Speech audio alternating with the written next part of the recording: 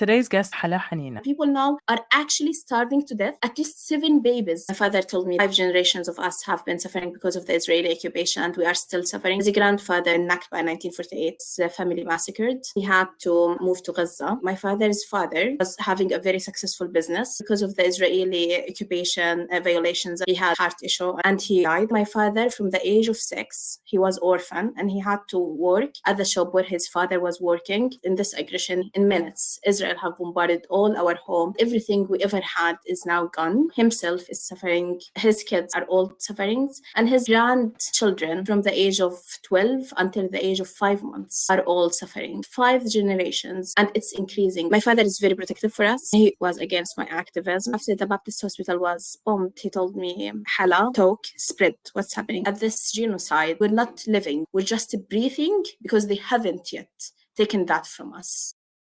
Hello and welcome to episode 116 of the Palestine Pod, the weekly podcast where we break down the latest headlines dealing with Palestine from all over the world and bring you stories, commentary, and interviews with the aim of supporting the Palestinian struggle for decolonization, justice, and equal rights. I'm one of your hosts, Lara E. You might know me from Instagram as @GazaGirl, and I'm joined by my co-host, Mikey B. What's up, y'all? Mikey B on TikTok, Michael Schertzer on Instagram, and you can call me Mikey Intifada if you needed a fire extinguisher, but all you had was a gun. Okay. Sorry, that's very heavy. Before we get into today's episode, please like, comment, subscribe if you hang out with us on YouTube. If you're listening on a podcast app, subscribe and leave a review. As always, you can find full episodes and sources on PalestinePod.com. And if you want to get involved in the conversation, reach out to us at PalestinePod@gmail.com and give us a follow on Instagram @ThePalestinePod. Find us also on Patreon, where you get early access to the Palestine Pod episodes and additional podcasts. We're also hosting our monthly Zoom happy hours with our Patreon subscribers only, so check us out on patreon.com/PalestinePod. Today's guest is Hala Hanina, a social and political Palestinian activist, fourth-generation Palestinian refugee from Gaza, and a PhD researcher in sociology and politics currently based in the UK. Hala, welcome to the Palestine Pod. Of course, I saw you on Palestine Deep Dive, so we love them. We appreciate so much what they're doing, and we really wanted to have you on as a voice with family in Gaza who grew up in Gaza, and you survived multiple aggressions. And I believe from what I saw, this is your first time being outside of Gaza during Unfortunately. an aggression, correct? True. Yeah. Were you in Gaza at all in the beginning, or were you all gone the entire time? I traveled at the beginning of October because I'm a PhD student. It's my 3rd year. I've just finished my field work in Gaza, 14 months, 12 months field work, 2 months of holiday. And I came 1 week before my husband because of the visa stuff. I had to come at the beginning of October. On the 7th of October, you know what happened? I tried to go back. I called my husband immediately. I knew it would be bad because each aggression there worse than the one before, and I saw what they did in 2021 and in May 2023. I was there, but he told me just wait for like 24 hours until we check what happens with the borders. And within a few hours, they have already bombarded both borders, so it was impossible since the first day to go back. Still trying. You're still trying. Is your husband still there? Unfortunately. Yeah, I'm really sorry to hear all of that, and I commend you for your speaking in this moment, because it's not easy to process grief and trauma and at the same time be a voice and to assemble your thoughts and to speak clearly, because as Palestinians, we don't have time or luxury to grieve quietly. Every second counts, and every second is so urgent for us to be doing whatever we can to stop this. We don't process, we don't grieve, we don't have the time for that. We didn't have it, and specifically at this time, we don't have it. It's crucial that we talk. It's the only thing that we can do. I wish if I can do something bigger, and I tried, but still I can't stop what's happening there. But the least I can do is trying. It's why I'm outside. That's why my friends and family in Gaza are telling me, you've been out for a reason, and I'm still trying to find that reason. Hopefully I will. Yeah, it seems so arbitrary, like you left Gaza at the beginning of October. It's so arbitrary. My brother-in-law and my sister were supposed to go to Gaza in October. And then my mom said, maybe you should think about going in Christmas instead. Then you can maybe have more of a vacation time. And my brother-in-law hasn't been back in years to see his family. And so it was the first time they were going to go as Americans. married couple the first time they were going to introduce their baby to his family. Oh God. And it was just a simple, arbitrary discussion about, oh, maybe you should go in December and January instead. And then they pushed their flight to go a few months later without even realizing what would happen. How is his And family? so they didn't end up being there, but it could have. They all are from the north of Gaza, and all of their houses were destroyed. Multiple apartments and multiple homes in the Tal al-Hawa neighborhood of Gaza. I live there. Sorry? Tal al-Hawa. Tal al-Hawa is where my family is. Yeah. Oh. All houses, even our house, it was bombarded totally. All the building, it's gone. All Yeah, our same for memories, them. everything. Yeah. All Tal al-Hawa is Same. gone. All the neighborhood. Yes. I'm so sorry for them. How's the family? I'm so sorry for you. I'm so sorry for you. Yeah, no, they evacuated to the south. They were in Nusayrat for a while, then they went down to Rafah. And actually, just a few days ago, my brother-in-law's parents, we were able to get them out, but all of his sisters and brothers are still there, and all of his nieces and nephews who are very young are still there. And so he just got his parents out, and he's trying to help them find some place to stay now in Egypt. And it's just, we never have a chance to just like build wealth and enjoy life. Like, I feel like Palestinians are always starting over. My father, when I called my father after the Baptist Ahli hospital was bombed, he was like very emotional. And at that time, he told me, my father is very protective for us. And he's been always very protective for me because I'm activist in human rights and women's rights and political activist. So he was very worried on me. And he always was against my activism because he wanted to protect me. He didn't push me against that, but he was very afraid of me. However, after the Baptist hospital was bombed, he told me, Hala, talk, spread what's happening to everyone outside. We need people to come and stop this insanity and stop everything that's happening. And on that day, he told me, Hala, 5 generations of my family have been living a miserable life and suffering because of the Israeli occupation, and we are still suffering until now.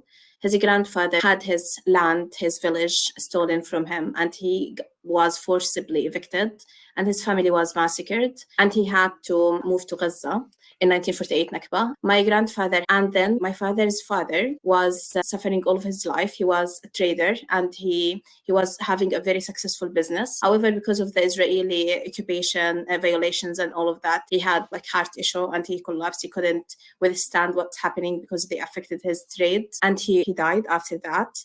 And then my father, from the age of 6, he was orphan and he had to work at the shop where his father was working, and he had to help his sisters, his brothers complete their education, and also to bring savings for the family. And after that, when he and my mom got married, they decided to travel outside for a little bit so they can gather a little bit of money and have our privacy and our life and education. And then he told me, and in this aggression, easily in minutes, Israel have bombarded all our home, all the building, all together, and now himself is suffering. His kids, all of us, the girls and boys are all suffering, and his grandchildren, from the age of 12 until the age of 5 months, are all suffering. So it's 5 generations of us have been suffering and still suffering, and it's increasing. It doesn't decrease. Thank you so much for sharing that with us. I think Lara is frozen. Yeah, Lara is having tech issues right now. I'm really sorry. No, it's fine. Trust me. I've done lots of interviews and inside aggressions, like in other aggressions. I've done that. So cutting internet, the electricity outage was very normal in any interview. Hi, Lara. Yeah. You said something about how your parents didn't want you to speak. They didn't want you to be an activist. Can you share more about that? I'm very active in Gaza politically, like with decision makers, MPs coming to usual to Palestine and not able to cross into Gaza because Israel denied them the access and permit to do that. So usually we have Zoom callings and such stuff with organizations like Oxfam and others who do some part of political activism. And I'm also active in social stuff, social justice, women's rights, human rights, children's rights, and all domestic violence related things. And because of that, it's not easy. It's dangerous. I might be opposed in so many ways, even my own reputation. And because of that, my father was always always very protective. However, he has never jumped into my face and prevented me from that. And for instance, I'm a dentist in my first degree. However, he accepted and was happy for me to do a career shift and study anthropology and sociology and politics instead of that, to be able to help in the community. However, he didn't want me to be that active while doing that because he wanted me to be protected, but he didn't stand in my face at the same time. However, when the Baptist Hospital, Ahliha Baptist Hospital was bombed, I spent hours trying to call them, and finally the call happened. And he was very emotional. He was almost crying, and in a cracked voice, he told me, Hala, spread our voice. Talk and be active. We need the universe to know what's happening to us. The reality of the Israeli occupation must be exposed, and we need justice. And that, when I started crying for so many reasons, but when I ended the call, I burst into cry because for me, I know how protective my father is, and to tell me that, then he knows that his life and everyone's life might be killed and ended in any minute. So he knows that would put me in danger. However, he knows that all of us are already in danger of being killed in any second and any minute. So why not to talk? And that's why, for the first time, and a very sad moment, my father was very encouraging to me to be as vocal as I can. And that's why I'm trying to be as vocal as I can, to be able to spread the message and also to be as loyal to his wish as possible, while hoping that this would make a change one day. Hoping it would be now, still I can't see it. It's more than 150 days. It's more than 5 months. I can't believe it, wallah. I can't believe it. But it's still happening in front of the open eyes of the world. Everyone knows what's happening, and they're letting it to happen. Michael, do you have a question? I feel like this is an episode where I'm mostly going to be listening. And that's fine. Did your family go to the south, or did they stay displaced in the north and middle? My parents are from Gaza city, which is up to the new division of the Israeli occupation of Gaza. Gaza is actually 5 governorates.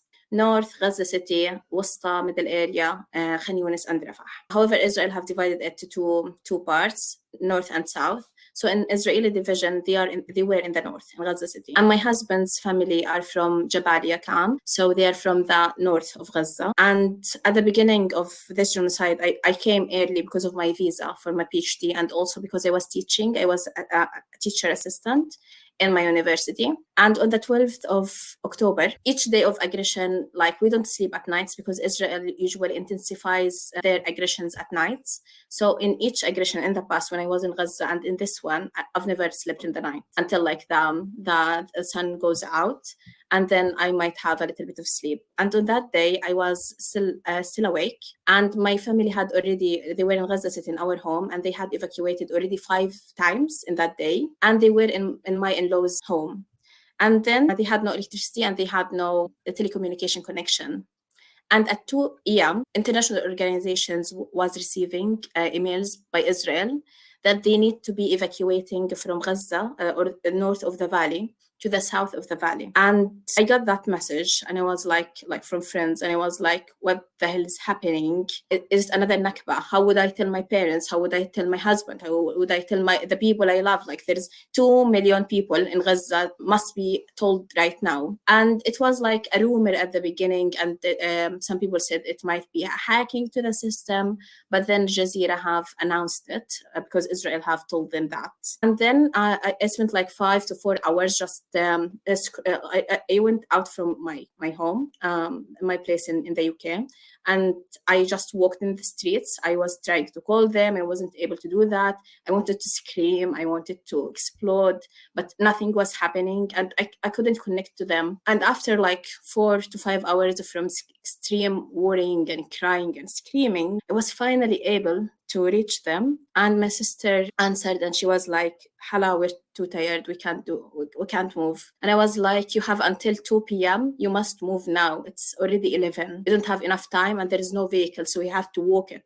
And there is something they called safety corridor. And she told me, I don't want. I told her, please give me my dad, my mom, anyone. And I started a conversation of convincing them. It's not another Nakba. Don't worry. We'll evacuate for a little bit. You'll go back. attack and all of that. Although I know that it is another Nakba because we know Israel. But I couldn't tell them that because I wanted them to be alive. It's the least I can wish. And I started at the same time call my husband and telling them the same and all of that. And luckily, my family went out like on 12 p.m.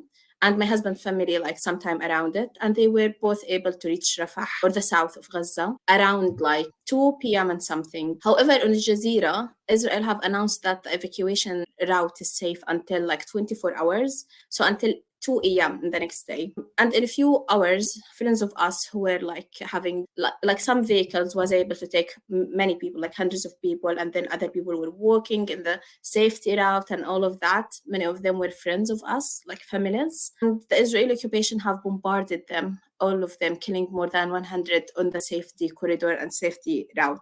And since that day, I had my family in the south, but they were scattered. My sister was sheltering in a hospital. She was there with her husband, 3 kids. One of them was less than month-old. I just attended his delivery a few weeks before I traveled, and they were in the hospital. They had no tent, they had nothing. She and her husband divided the warmth of their bodies between the children. She would take the baby for a while and put him in her lap to make him warm inside her clothes. And then her husband would take the 2 kids, 7 and 9, and put them in his lap and also warm them. And they would exchange that all the night to make sure that their children would be warm. And they have done that for at least 5 days. After that, they had a tent, and I can't describe the amount of suffering they had to go through, specifically with the lack of food. They had brutalized the other 2 children to eat, and then she started to have a deficiency in her milk for breastfeeding of her baby. Then she had to divide the meal with the kids and all of that. And this is like one example of my sister of few days. You can make it for 1.5 million of the community. And the rest of my family were in different areas. Like in Gaza, we don't have any homeless. We have never had homeless. The first time I've seen homeless was in the UK. Although it's shocking, but this was my first time. In each aggression, we have people who have their homes demolished, their buildings demolished, but we usually have them in our houses. We welcome them. Anyone who knows them, doesn't know them, we do that. Or we rent another place for them if we knew about them. If they were like in a street or something, we don't leave them spending any night in the air or something. However, at this genocide, the amount of Israeli damage was unprecedented. And now we have so many, if not most of the community, 1.9 or 2 million are homeless now. And my family are in so many ways are the same, and they have been scattered like with different families. Some of them are with other 5 families, another are with 4 families, and all of that. And some of the families are families they have never met before. However, those families were able to bring other families they have never met before to stay with them almost 150 days with knowing that they're not safe, and having other people doesn't make them safer or anything.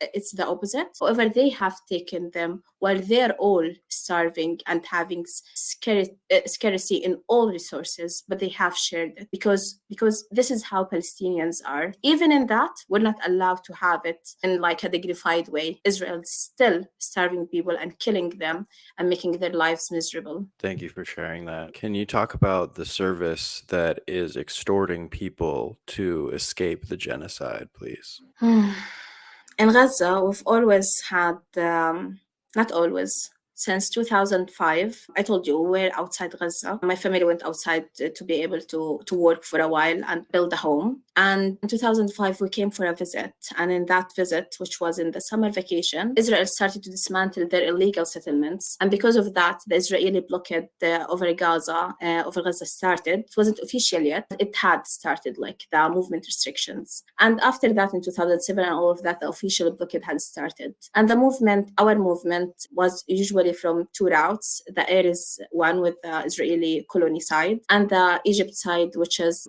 Egypt border side. And for years, we had so many issues in accessing outside and so many other, like the blockade is not just movement blockade, there's so many things, but just to focus on the movement restriction. For instance, in 2017, I had my first like specialization scholarship in Turkey and I wasn't able to start it because I was denied access by the Israeli occupation. And after years after that, Israel have allowed a little bit access to the Palestinians, either by air's border or the Egyptian border. However, it was always like we had to queue. Like if I had to travel, then I would queue at least for 3-5 months or something like that. And with Israel, you apply like for a permit and you wait like for 3 to 2 months. And if you didn't have a response, then it's gone. You can't do anything. That's why we apply for both borders at the same time. And at that time, our neighboring country have invented something called VIP coordination, which means that you would pay amount of money, which usually equal 1,000 USD, and then you would be able to VIP, have your name on the border and cross to Egypt, and then outside to whatever is your destination. And because of our, some of us are sick, some of us had education, work stuff, so we had limitations and we had to go out on time. So many of us have been using this as much as they could because it's too expensive to pay 1,000 USD just to cross. It's not about the tickets, not about the transportation or the bag stuff and all of that. It's not that. It's just to have your name on the border. And at this Israeli genocide, at the beginning there was no movement at all for people. There was some information that some coordinators are allowing people to cross to the Egyptian side by receiving from 5,000 USD on a person to 10,000 USD, and some people would pay like 11,000, 12,000 USD or something to be able to just to cross. And then after that, there was a little bit of there was scandal after that because some people paid more than 100,000 USD just to be alive, to be allowed the opportunity to stay alive in a time of genocide. And because the scandal of having that known by news and media agencies, there was a little bit of management and organization of it. And now there's like a company that works in that, and they until now they allow adults to go out paying 5,000 USD and each child 2,500 USD, even a baby. Each of them have to pay that. So if you're talking about average family with 4 kids, you would have to pay 20,000 USD just to go out, not even to start a life. And that circles back to what we were talking about earlier, where it's like the occupation of Palestine makes it impossible for Palestinians to accumulate wealth. And even during this genocide, they are cash grabbing from Palestinians in diaspora who are fundraising for Palestinians in Gaza. It's like they already are exiled, right? They already were kicked out. Their families have suffered enough. And now they built a new life. They built community and they managed to make wealth. And now that wealth is being extracted again. Yeah. To be able to not even to start alive, not at all, just to be able to escape the possibility of being killed in this genocide. And it's not always accepted. Many people are rejected from the list. So it's something you try and it could be rejected. And many families are now separated because of that. And Israel have been like using so many strategies on us. Israel is accumulating wealth over testing weapons of us because we are their testing laboratory. And our bodies, our community, our Gaza, all of it is now demolished because of that. And they use other strategies where they bomb us now and then let us die later, which is not just dying because there is like they're killing us or they're killing our beloved people so we don't have good psychology to live, or because they have damaged all the infrastructure and damaged all the agricultural places and our factories and our trade and all of that. So that's we're starving to death. But also they're killing us by killing the places we love, by killing our memories, by killing our knowledge, by killing our heritage places, to make sure that we don't have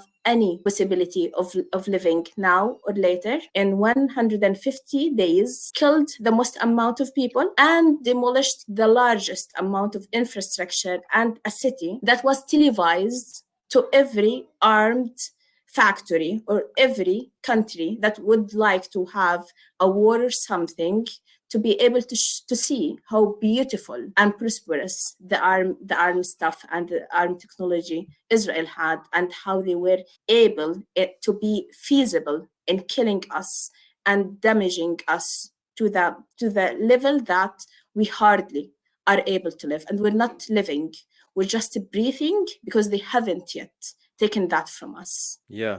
It was a weapons expo. Sometimes Yes. they'll have like conferences in Las Vegas where people will go and get drunk, and then Raytheon and Northrop Grumman will like chum around and be like, and this is how we're gonna destabilize Syria or whatever. You know what I mean? But like then sometimes they just commit genocide with the weapons and show the proof of concept. And just the thought about evacuating your loved ones. Like, I know we have Zionist intelligence agents who listen to this show. So I would just say, like, how much is your grandma worth to you? What's the price tag on her? Like, what would you pay? This is exactly why this coordination and the allowing of people to evacuate on a price is based on. It's actually based on the ability of people to think, how much would I pay to save my parent? How much would I pay to save my grandmother? How much would I pay to save my husband? And then if it was like 5,000 USD, it's too much. I don't have that. I would have to borrow to the end of my life and be in debt. But then you would say, but then if 5,000 is the price of my husband, then I would do it, because I would love to have my husband or my parent or anyone I love alive. And we would do it. And this is how they make sure they make benefits from us in all ways, in the investment of armed and killing us and enjoying that. Because if you watch TikTok, Israelis are enjoying our bloodlust. They love it. They love killing us. They love torturing us. And they love not just kidnapping our babies and children because they are like the pedophile haven, but also they love killing our babies. And that's why you would be able to see soldiers saying that I was looking for a baby and I couldn't find the baby, so I killed a 12-year-old child, as it's something to brag about. And the universe is fine with that. It's okay. It's as the UK media, I wouldn't specify which one, have described it. It's a 4-year-old young lady because it's Palestinian. But when it's Israeli soldiers, female soldiers, who are 19 or 20 or more, it's teenagers. And this is how the world is dealing with us. We're not even counted as humans. Everyone is benefiting from our murder, our massacre, our genocide, and even our dehumanization. And then our choice or ability to be able to think how to save our families and then to pay money for that. And they've benefited from all of this. There is something you just mentioned about how our Nakba is their entertainment. And this is something that I have been noticing as well, where it's not just whatever premise they rely on to justify their assault is not legitimate. We're seeing that it's being carried out as a means of entertainment, right? We have seen Israeli occupation soldiers playing with the toys of Palestinian children who have been expelled from their homes, who might be killed, who might be under the rubble, who may have been kidnapped. They're taking photos of themselves playing with Palestinian children's toys. They're taking photos of themselves in amusement parks in Gaza, pushing themselves in carts that belonged to Palestinian children. They're taking pictures of themselves in Palestinian children's bedrooms. And then there was a French Israeli guy who posted photo with lingerie and then put it on a dating app. And it's like, bro, hard to imagine why you're single. If an Arab have done like just a little bit of that, everyone would have called us sex-driven people, would have called us sexist and patriarchal and all of those names and stuff to be labeled. But then when Israeli and a French soldier do it, it's fun, it's lovely, let's date him. Let's date this criminal. And it's fine. The world is letting it go. That's why Israel knows that they can't go on with this Nakba. They can't go with our expelling to Egypt or to Sinai or to the ships that Israel have talked about to take us to other countries that take refugees, or to kill all of us, or to prevent us from going back to the north. And whatever they want, they can do that. Not just because they're like showing their amusement and happiness and entertaining in our genocide and having people clapping for them and supporting them and calling it a self-defense, but at the same time, because Israel knows they have done that in 1948 and they were granted a state. So why not? Why not to do it? Yeah, it worked the first time around, right? They were rewarded with a state after committing the Nakba. And then for 75 years, nobody in the international community required that they abide by their international obligations, that they even allow the refugees to come back to their homes and their land. And so it's like, what's the incentive to ever consider complying with international law? There's absolutely none whatsoever, because they've never been required to do so. Israel has always been to the rule and international law, and it continues to act accordingly. And the Nakba of Gaza is the perfectly predictable outcome. They give them a month just to complete committing a genocide. And now when the month is over and Israel is still killing us and they have their secret report delivered to the ICJ, nothing is happening. Nothing is happening at all. A state or a colony that have been taken to the ICJ at least twice for offense of a genocide is still left out to commit it. I want to ask you something about the idea of Nakba as a Palestinian, having lived Nakba for generations now, and this choice that Israel puts before you, which is you can stay and be killed, or you can leave, and we'll call it voluntary migration, right? That's what they call it. It's voluntary. But what other choice do they put before you when your only option is death, and you get to choose which way you die? You choose to die under the rubble, or you choose to die by starvation, or you choose to die by torture, but you will definitely be killed. And we've seen like different responses to Nakba in this particular moment that we're living. We've seen the people who have said, I would rather die with dignity in my home. I will not leave my home no matter what, because they know what happens during Nakba, because they've already lived it before. And so they're very defiant and asserting their right to live in their homes and on their land, no matter the circumstances, and they will not be driven from their homes. And then we're also seeing people who rightfully also are just trying to survive, because Palestinians need to survive. If we are to survive as a people, we have to stay alive, right? And so there are people who are trying to do whatever they can to secure a way out, realizing that the longer they stay, the more inevitable their extermination will be. First of all, we as Palestinians, we know that we are a target and will be eliminated and eradicated by Israelis wherever we are, because we have family members, we have friends, we have known so many people that even when they went outside, they were either killed or they were like targeted by Zionist groups to be to have their reputation damaged or their work lost or to have them imprisoned and all of that. So we as Palestinians, wherever we exist, Israel is there to eliminate us. So it's not just because we exist in Palestine, wherever we exist, Israel is there to kill us. That's why, of experience, we know that it's not about where we are. It's about who we are and that Israel would like to kill us. Second thing, with the people who are trying to stay there, people know, and we as Palestinians, because we know that being a Palestinian is the most important thing to preserve and keep. Our life is the most important thing because Israel is always behind us. But at the same time, everyone in Gaza know that more than 70% of the population are refugees. So like 70% of the people in Gaza, like my own family, my father's side and my mother's side, are both have been in other like cities and villages, and they have been forcibly evicted from there.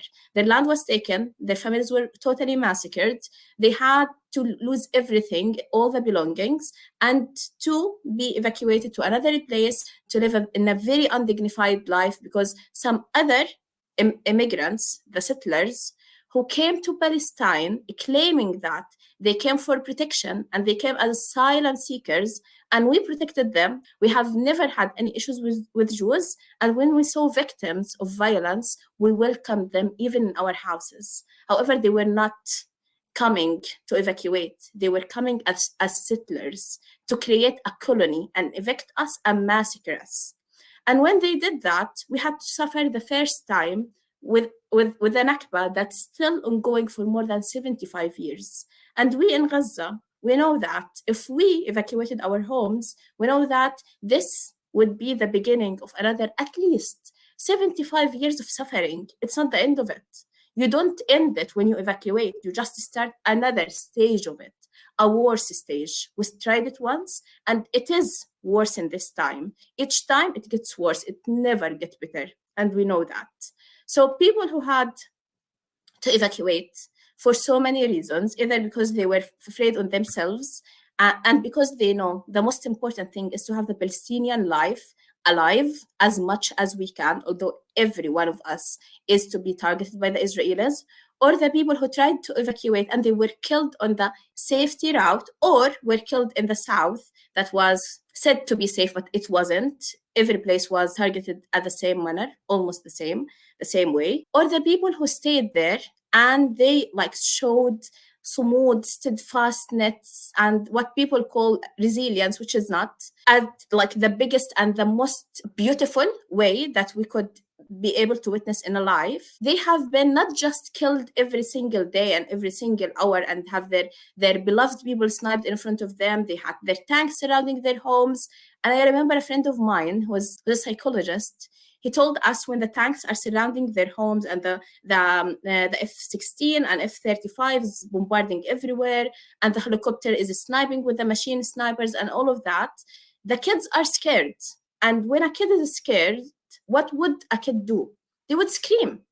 And he was talking that now they are trying to teach their kids how to show fear in other ways than screaming, because you are not allowed to scream, because screaming means that you are alive.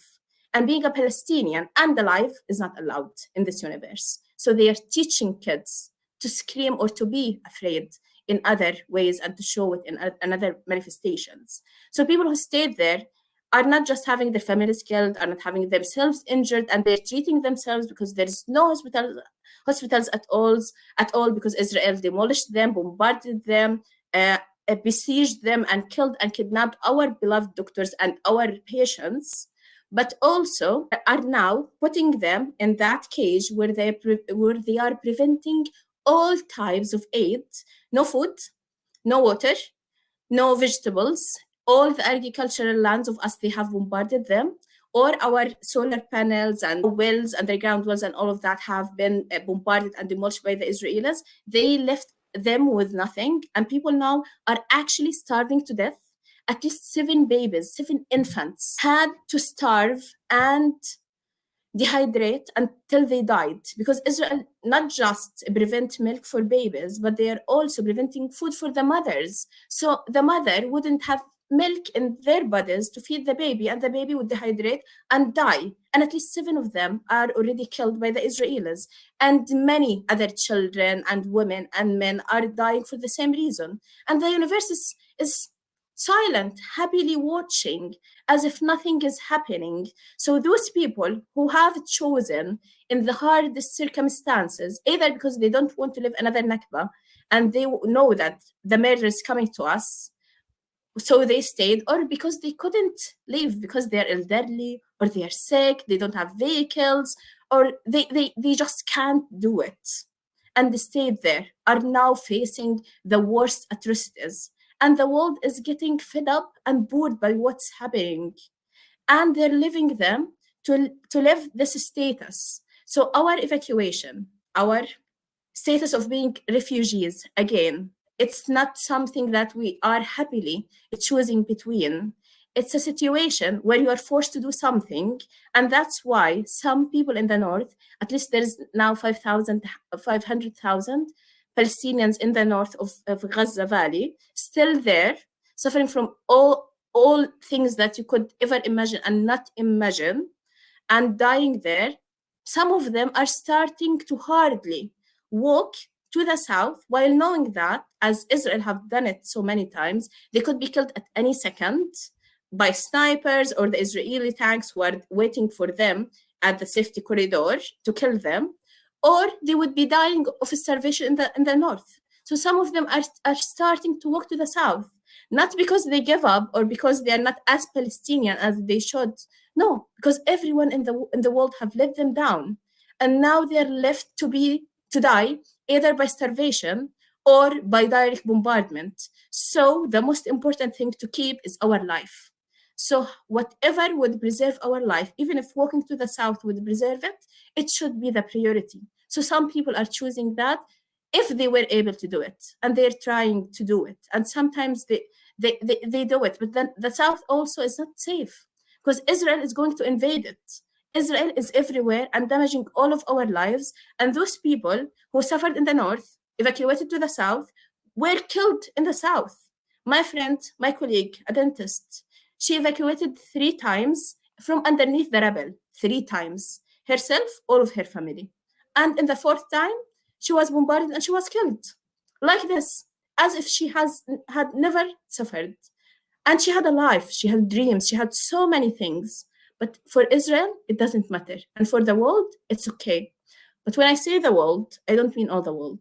Because I know that there is a lot of good people, good faith people. The communities are good and the communities are with us, but the governments are not.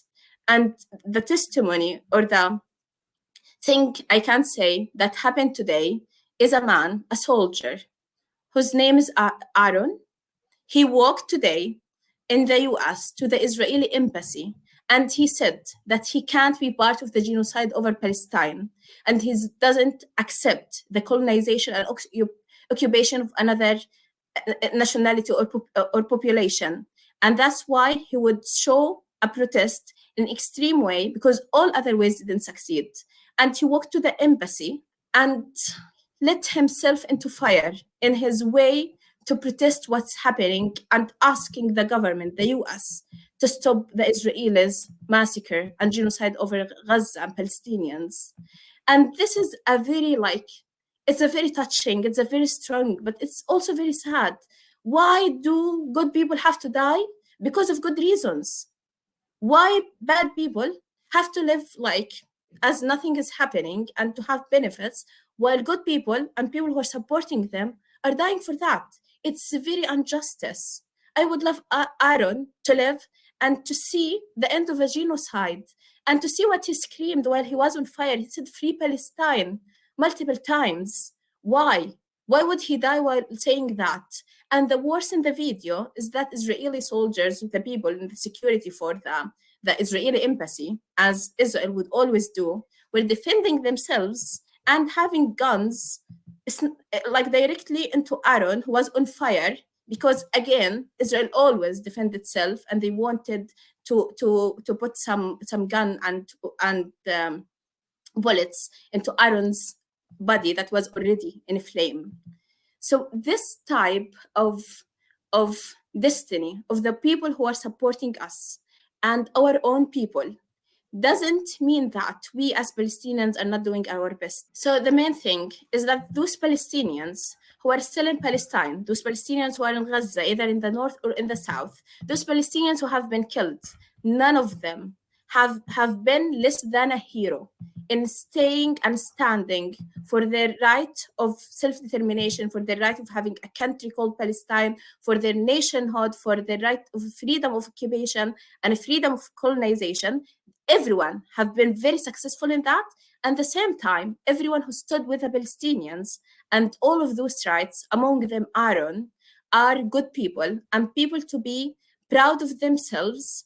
And I wish that us and them would soon have justice and have what we deserve as people who stood for right and justice in this universe that still, until now, doesn't show any respect to the rights, human rights, or justice of any communities, even those who support the human rights of other communities.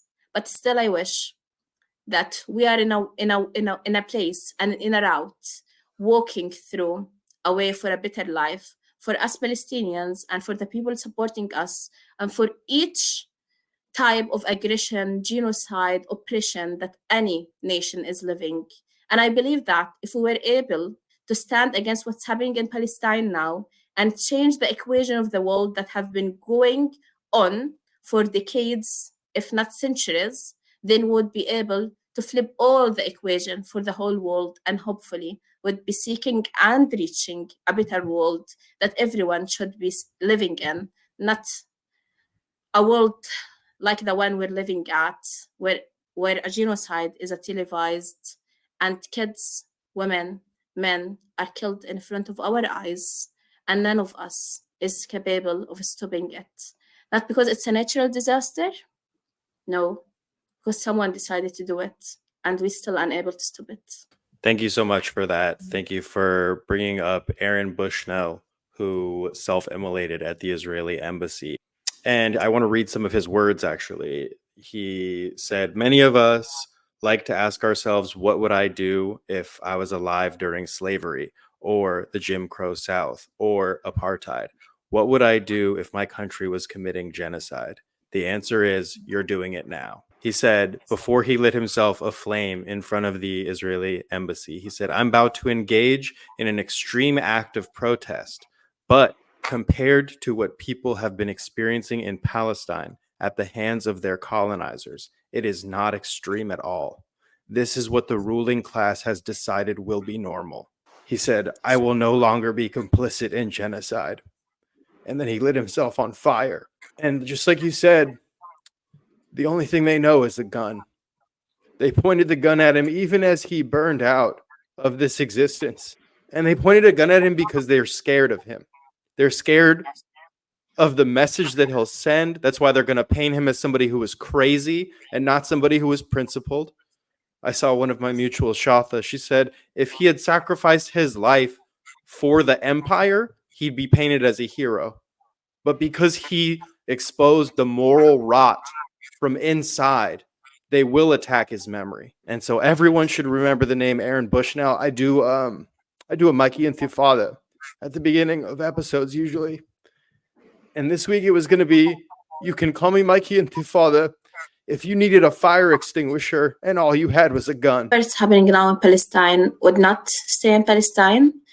Israel only breaks the threshold of what's allowed to happen in the world, and the world would follow. Israel have already introduced terms and crimes that have never happened in the universe. Israel have introduced scholicide, which is the eradicating and determination to kill scholars, academics, and also the educational infrastructure. And now we have that notion because Israel have done that, and it would be repeated all over the world. We have medical side or health side where Israel is dedicated to kill Palestinians who are working in the medical field, the professionals, the senior professionals. So they make sure that Palestinians have no way to be treated in a dignified way, and that we don't have the capabilities of doing that. This actually is not new. Israel have always been since 1948, when they have been attacking the villages, they always started with the medics and the paramedics and the nurses to make sure that whoever they would kill or injure wouldn't have the ability to be treated. So everyone's already killed now or a little bit later. And this type of strategy is used now again in a very excessive and aggressive way in Gaza and also in the West Bank, very rapidly attacking all hospitals in Gaza Strip, kidnapping, God knows, hundreds of my colleagues, hundreds of my senior doctors, hundreds of people who have treated me and my family for decades. And all of our hospitals are now damaged, and many of our patients are already killed or taken as hostages, and our doctors are taken as hostages and treated less than animals. And it's let by the world, it's fine, it's accepted. And all of those strategies, all of those things that Israel have broken, even, Israel is occupying power. And even for the UK, UK called Palestine as occupied Palestinian territory. So UK recognizes Palestine as being occupied, and the ghost doesn't occupy Palestine, it's Israel. So by the UK law, Israel is occupying power. It's illegally occupying Palestine and doesn't have any right of self-defense over the occupied people. It doesn't have that. However, UK officials, UK media personals, in a very shameful way, they go out and brag saying that Israel have the right of self-defense, although they know that by law they don't. But they also know that Israel have started a decade where the language is actually changing the law and changing the media, nations or terminology and all of that. And this new status is going to be abused with all other nations around the world. If we haven't stopped Israel, the success of this colony would be repeated in so many other countries, not just by colonial powers, but also by what other countries call as terrorists. Because when you allow something wrong to happen, it would be repeated. And then don't judge it because you allowed it at the first place. Stop it from the beginning, or don't start to judge it when someone else repeats what Israel have done at the beginning. And it's also already having impacts all over the world. In Congo, in Sudan, the occupation has its hands dirty there. What's something that you want people to know about Gaza that you think that they don't already know? And what is your hope for Gaza? What I would like people to know about Gaza is that one of our names, or the city names, is Phoenix. And it's something that, I don't know why, but it's part of our nature as Palestinians. We always arise from the ashes. And this is something I've seen all over the last 6 aggressions I've witnessed in Gaza. After each aggression, we were able to stand together, we were able to come as a community to show cohesion, to support and show solidarity in between us. And at the same time, after each aggression, we did our best, not just to rebuild what Israel have already demolished and bombed, although Israel didn't allow the aid to rebuild Gaza, but we did our best to rebuild it in the best way. But also at the same time, we made the best effort in ourselves to make Gaza more diverse, to make Gaza more beautiful, to make Gaza a place we as Palestinians inside it would feel home, would feel happy, would feel secure, and a place where people would come for tourism. We used to have more than 222 heritage places in Gaza, and we cherished them. Each, I remember medical missions, when they used to come to Gaza, they didn't have to visit those places, but we always took them there because we wanted them to know that Gaza is among the oldest cities in the world, and you need to see those beautiful things, our beautiful old churches, the third oldest church in the world. You need to see our beautiful palaces, our beautiful mosques, very old places, and you need to see and feel the beauty of the people. Those people who have been always violently treated, oppressed in all ways, have been denied every part of happiness and control of their lives. They were totally generous, beautiful, kind, and loving to anyone who approached them. Wherever you would go in Gaza, you would find people helping you. You would find people smiling at you, trying to offer you whatever they have or even don't have, because they're so generous. They're very lovable. Wherever you would pass, you find people inviting you to food, which is the most delicious food in the universe. No place cook better food than Palestinians. And sorry, I know I'm a refugee in Gaza, but up to my taste, there is no place that creates better food than the food in Gaza. So we wanted everyone to taste it, to try it, to love our cuisine. And at the same time, we wanted to be diverse. So people who traveled outside used to come back to Gaza and create those international cuisines, because we wanted people in Gaza, like we have 2.5 million of people. We wanted them to taste something that they have never tasted, because they are denied access outside. More than 98% of the population are denied that, but they have the right to know it. So we brought cuisines. We have Italian cuisines, we have French cuisines, we have so many cuisines created by Palestinians, but this is what we have. We also have, our cinema was bombed by the Israeli occupation, and each time they put it on fire and bombarded and all of that. However, in the last few years when I came, although we had so many destruction and all of that, people were trying to build rehabilitation places where you could have different feelings when you go there, because all the community is traumatized now. And that's why they had made 3 cinemas. It wasn't a cinema, it was a room with a projector, and people buy a popcorn outside, and then you go inside, it's just a big TV. But it's fine. We had the chance to feel it. What is the concept of a cinema, finally, and we loved it. And we had we were creating so many things to make us feel as normal human beings, because we have dreams, we have ambitions, we're growing very fastly. Gaza is among the most populated area, but also because of Israel, we have the highest unemployment rate. However, people didn't stood silent and dealt with that. No, we were having among the highest population going into online and freelancing markets. women, men, even my siblings, my sisters, both of them are pharmacists, and they couldn't find jobs. They started learning voiceover and voice artist and all of that, and they were working from that.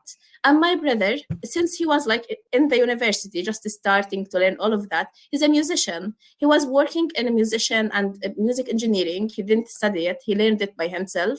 And at the same time, he started working in programming.